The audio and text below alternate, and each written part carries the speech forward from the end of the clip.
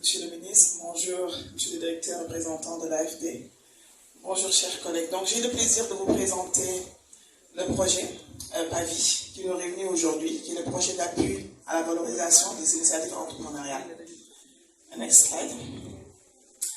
Donc, c'est un projet qui a débuté en 2019 et qui est normalement censé terminer en 2023, donc la fin de cette année-là, qui est le projet d'appui à la valorisation des initiatives entrepreneuriales.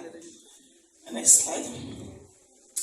Donc, c'est un projet qui a débuté en 2019 et qui est normalement censé terminer en 2023, donc la fin de cette année-là. Ce projet-là est financé par deux bailleurs et l'État du Sénégal. Donc, c'est un projet qui a comme montant 74 milliards 366 millions de francs CFA, avec un financement de la BAD, la Banque africaine de développement, pour 32 milliards, ce qui représente à peu près 43% du montant global. Nous avons aussi un financement de notre partenaire AFD de 13 milliards de francs CFA, ce qui représente à peu près 17%, et de l'État du Sénégal, donc la contribution contrepartie État, de 21 milliards de francs CFA, ce qui représente à peu près 28% du montant global. Alors, ce projet-là est structuré autour de deux grandes composantes. Donc, il y a une composante axée sur les chaînes de valeur. Et quand on parle de chaînes de valeur, il y a les chaînes de valeur artisanales, il y a les chaînes de valeur aussi agricoles. Donc, aujourd'hui, dans la salle, je pense que tous ces secteurs-là sont vraiment représentés. Nous avons aussi une deuxième composante. La composante 2 est pratiquement financée par l'AFD et le Fonds africain de développement. Et dans la deuxième composante, les financements sont axés aux services. C'est tout ce qui est autour des chaînes de valeur et qui permettent aux chaînes de valeur vraiment d'émerger et de les soutenir, que ce soit pour le transport, le service, les industries, et qui apportent vraiment de la valeur ajoutée en bout de chaîne sur ces chaînes de valeur agricoles et artisanales. Nous avons, comme tout projet, une composante 3 qui appuie l'institution que nous sommes. Next slide.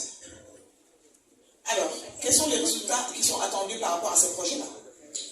Nous avons surtout la création d'emplois. Parce qu'aujourd'hui, comme vous le savez, ce projet-là vient opérationnaliser vraiment l'axe 1 du PSE, qui est axé sur un changement structurel de notre économie, mais qui permet aussi de générer des emplois qui sont décents et durables. Donc ce projet-là, en finançant les entrepreneurs, nous souhaitons contribuer à l'augmentation de la valeur ajoutée dans le pays, mais c'est surtout l'utilisation des femmes et permettre la création des emplois pour les femmes et pour les jeunes. Ce projet-là aussi a un autre indicateur qui est très important, c'est l'accompagnement des bénéficiaires. L'ADER certes finance, mais l'ADER aussi accompagne. Quand on parle d'accompagner les bénéficiaires, il y a trois volets. Il y a la formalisation, permettre le secteur informel de se formaliser, pouvoir avoir accès à tout un panel d'outils qui sont disponibles, permettre aussi à ces entrepreneurs de se former, parce qu'on parle aussi de finances, c'est surtout savoir utiliser les finances pour qu'il n'y ait pas de détournement d'objectifs, créer de la valeur ajoutée, savoir comment on travaille avec cet argent-là pour être surtout capable de rembourser. Donc, former. Et les accompagner aussi sur l'accès au marché. Donc, aujourd'hui, l'ADER se positionne vraiment, en tout cas, sur ces trois aspects-là. Nous avons aussi la digitalisation, notamment sur l'axe 2, qui est financé par l'AFD, c'est la digitalisation des entreprises. Parce qu'aujourd'hui, avec ce que nous venons de passer Covid, nous sommes rendus compte aujourd'hui, pour pouvoir augmenter la résilience de nos entreprises, il est impératif de les digitaliser. Aujourd'hui, digitaliser le processus, mais aussi l'accès au marché. La digitalisation permet d'avoir accès à un certain marché. Donc les chiffres, c'est 154 000 emplois, 14 000 initiatives entrepreneuriales, 3 500 entrepreneurs formés et 27 000 entrepreneurs formés, donc 15 000 femmes. À chaque fois, on garde quand même ce que je dirais notre pilier phare, qui est le financement des femmes, qui représente aujourd'hui, on le verra sur la dernière slide, plus de 70% aujourd'hui de nos financements. Parce que l'ADER, quand on parle de l'ADER, c'est vraiment l'ADER FJ, les femmes et les jeunes. Next slide.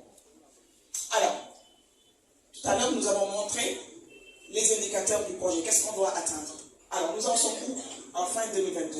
Aujourd'hui, nous nous avons financé pour 32 milliards de francs CFA, donc un peu plus de 50%, quand vous vous souvenez tout à l'heure, le financement dans le projet global de 74 milliards, le financement représentait à peu près 60 milliards de francs CFA.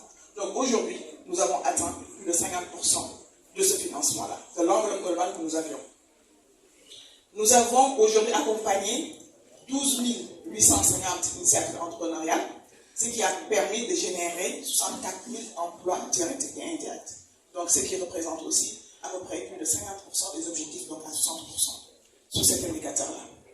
Nous avons immatriculé parce que toute entreprise financée chez nous, avec un montant supérieur à 1 million, est systématiquement immatriculée. Donc aujourd'hui, par rapport à l'immatriculation prise en charge dans ce projet-là, nous sommes à 1900 TPE immatriculés.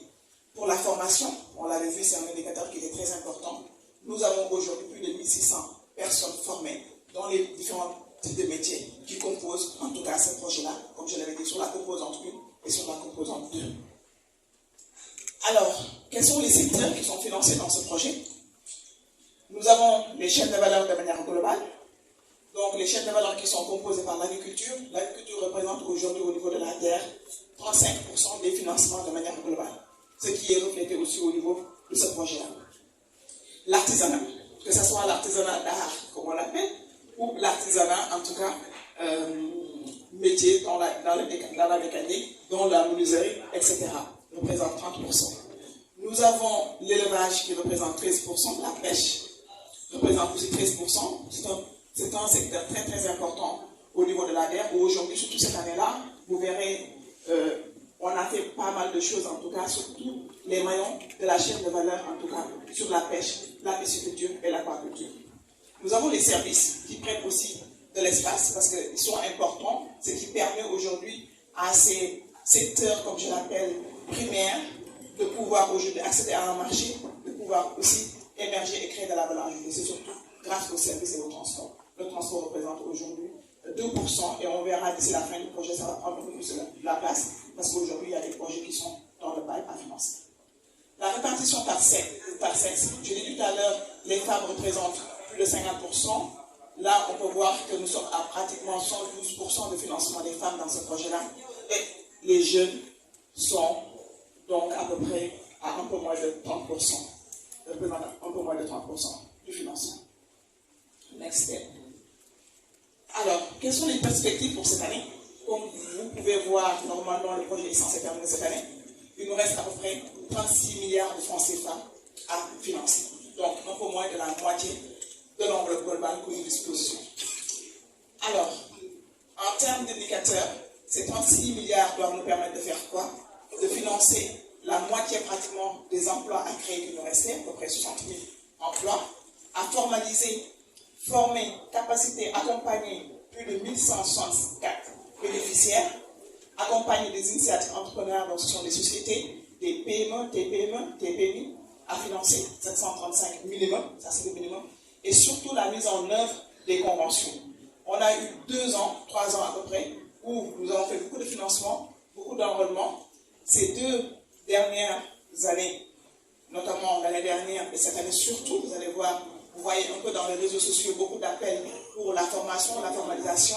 Nous allons nous concentrer surtout pour la mise en œuvre des conventions que nous avons avec nos partenaires techniques. Parce qu'il faut savoir que la terre, à travers ce projet, travaille aussi avec les autres structures de l'État concernant l'accompagnement, les ministères de tutelle. Donc cette année surtout, nous allons travailler beaucoup avec l'ADPME, avec 3FPT, avec l'ITEA, le bureau de remise à niveau. L'objectif, c'est qu'eux, ils ont leur cœur de métier qui est accompagné. Nous leur restructurons les fonds pour pouvoir accompagner les bénéficiaires que nous aurons à financer. Donc ça, c'est en tout cas aujourd'hui, des objectifs majeurs. Les secteurs, nous serons dans les mêmes secteurs à peu près. Donc quand on regarde sur les 24, sur les 36 milliards, tous les secteurs sont concernés. Il nous reste encore des ressources pour tous ces secteurs-là. Je rappelle encore, c'est l'agriculture avec grand A, l'élevage, pêche, l'artisanat, le transport, service, tourisme, l'industrie culturelle et créative. Et une chose très importante que nous n'avons pas dit, je pense que le délégué général va y revenir, c'est la territorialisation. Aujourd'hui, ce projet, nous sommes en train de faire la cérémonie pour les bénéficiaires de la région de Dakar, avec les ressources que nous avons reçues déjà en 2023. Donc, déjà, premier trimestre 2023, nous avons déjà reçu mobilisé 12 milliards de francs CFA, avec 7 milliards de l'AFD et 5 milliards de la BAD. Donc, ce qui, aujourd'hui, explique cette cérémonie-là. Donc, nous avons déjà reçu 12 milliards de ces 36 milliards disponibles. Donc, en gros, il nous reste moins de 30% en termes de ressources sur ce projet-là. J'insiste encore, c'est vraiment la territorialisation. Le pavillon, ce n'est pas qu'à Dakar, c'est dans toutes les régions, dans tous les secteurs d'activité aujourd'hui, en tout cas sur les secteurs d'activité prioritaires du pays. Donc, je vous remercie. Merci.